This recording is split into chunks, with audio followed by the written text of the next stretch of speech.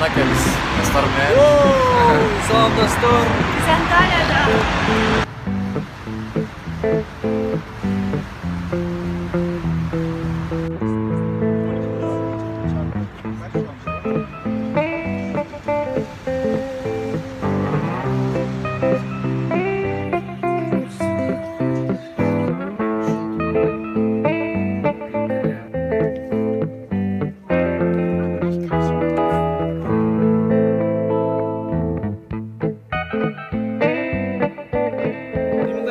Да, нахрен, под музыка только.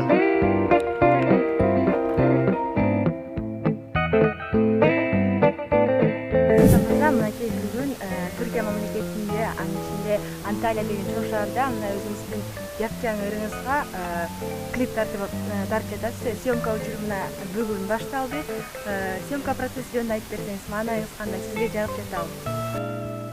Негизинен бул съемканы көптөн бери мен кыялданып жүргөн болчумун.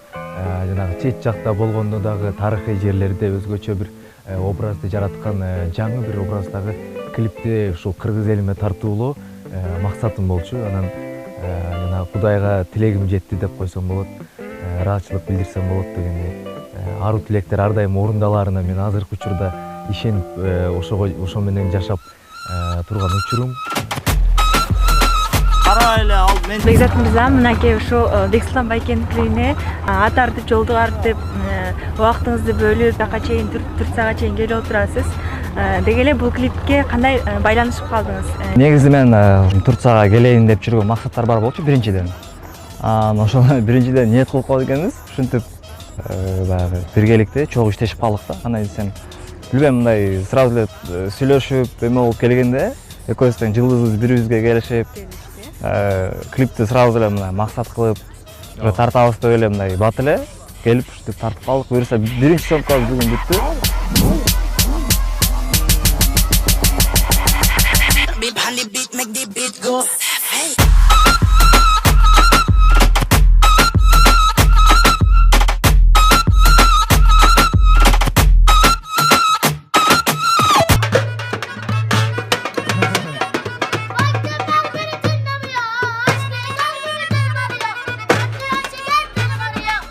Ол жакта Баары сонун өттү. Рекамбек байкебизге ыраазычылык билдиребиз.